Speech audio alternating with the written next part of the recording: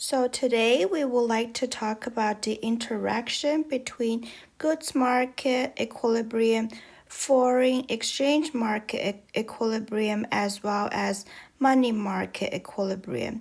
So you can see on the upper half of this page, the influence flow goes from the left to the right. So on the left, labeled by the yellow block, it's the money market, how money market determines interest rate. And then the interest rate at home and interest rate in foreign countries together determines the exchange rate between the two countries. And then together the exchange rate with the interest rate at home through goods market determines the output of the country or goods demand, right? So specifically, we can look at that over here on this yellow graph. So we know this is the money market um, description. So the money supply, the real money supply in a certain period of time, it's a vertical line, and on the horizontal axis, it's the money balances in the market, and on the vertical line is the interest rate. And the money demand is a downward slope curve, so it's a function affected by the interest rate, by the liquidity preference parameter, and the nominal income.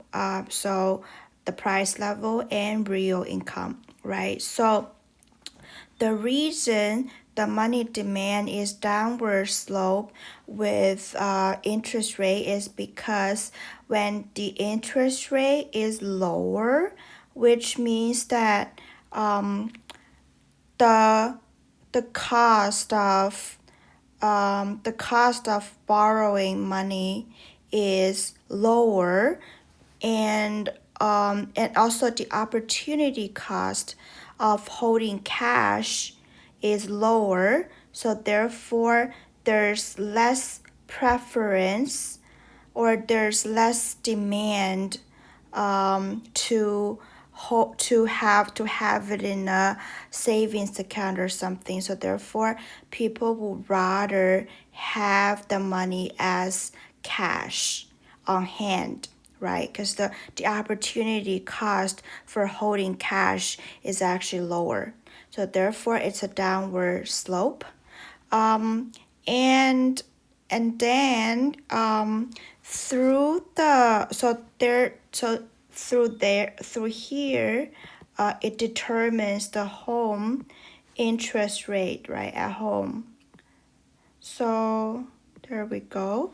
And then together also through the foreign interest rate. So right, so now we enters the green territory, which is the foreign exchange market, right? So here on the horizontal axis, it's actually the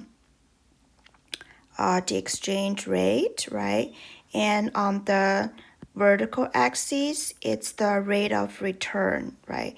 So the rate of return, so here, right? So after we know that the home the home interest rate, right? So we actually marked it like this, and then we know that it's a horizontal line because it's independent from the exchange rate. So the home interest rate is determined at home. But so this is the rate of return at home, right, of your investment. But the rate of return of foreign asset is actually a downward slope curve against the exchange rate. it's because so here, right, so this is the exchange rate here, E1. It's because when the when the exchange rate is low, is say bigger, right, bigger, which means that the home currency actually depreciates, right?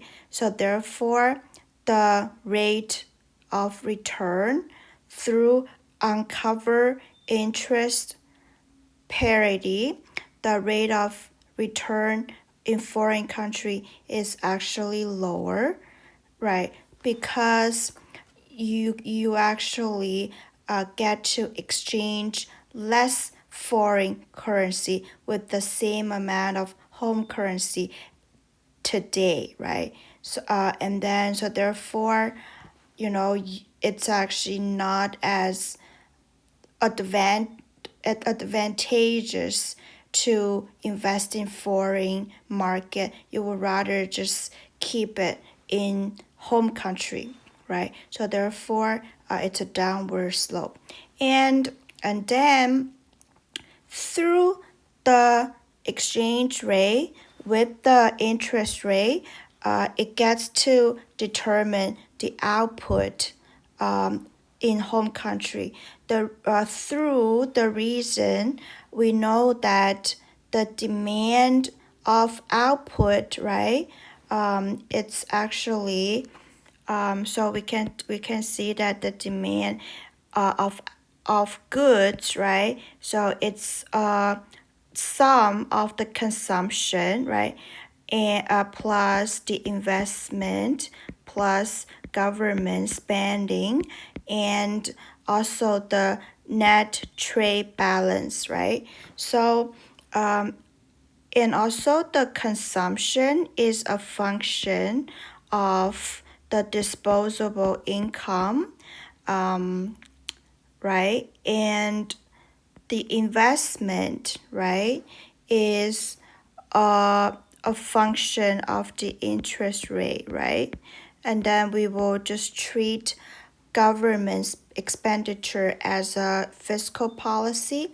And then again, the trade balance is a function of the exchange rate, the real exchange rate, which is basically the price level, and then there's the price level and exchange rate related, as well as the disposable income at home, and also the disposable income in foreign countries, right? So therefore, together through the exchange rate, right?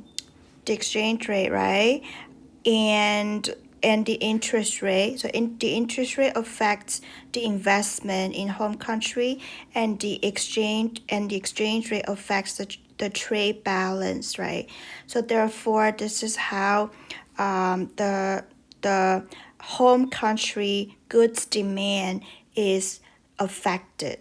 And then we can take a look at actually how together these influence flow together form this ISFXLM curve, right? So which is this middle graph that we would like to, which is basically a summary of all these relationship or interaction, right? So this is the graph that we would like to focus.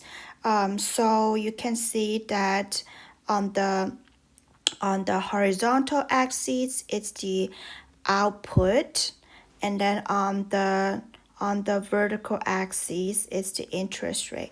So we can actually look at the LM curve first, right? So the LM curve is determined by the money market, right? So we can see that let's say that if so basically we would like to investigate the relationship between the output y and the interest rate I, right? How they actually interact with each other. So we can see that from the money market, right? If let's say that if your income, right, if your income actually increases, right, here, so here it increases, right, your income, so real income, so it's actually going to uh, the money demand curve right, because with your real income increases, in general it's just gonna increase your money demand, right? So therefore it would just increase the interest rate. So therefore when y1 increase to y2, your interest would increase from y1 to y2 on this LM curve, right? So it's a positive, it's a monotonic increasing relationship. Well, if we think about it in the intuitive way, right? When your when your real income increases, right, you have like more cash to spend, so there, but then your money supply from the central bank is fixed for that certain period of time, so therefore you would naturally want to increase the interest rate, so therefore to match up that shortage of money supply, right? So you would just try to encourage people to save it in the bank and not to demand so much cash by increasing the reward for people to save that money. So therefore, intuitively, with your real income increases, then your interest rate would increase through the money market equilibrium, money and supply relationship, right? And then now we look at the ISLFX curve, right? So this is actually through the interaction, like collective work in the foreign exchange market and the goods market, right? So let's again assume that when your income increases, right, and your you can see this this flow of influence, right? So when you're from the money market to the foreign exchange market and then to the goods market, and then the foreign exchange market goods market together work together to form this ISFX curve, right? So when your income increases, your interest rate increases, then through the foreign exchange market, then we know that when your interest increases, then your return at home actually increases, right? And then through this, then your exchange rate actually decreases, which means that your currency actually appreciated, right? So which means that, well, if intuitively think about that is, when the return and when the interest rate at home increases, then then um then like you would want to just, but you still want to maintain that uncovered interest parity, right? So then you have to offset that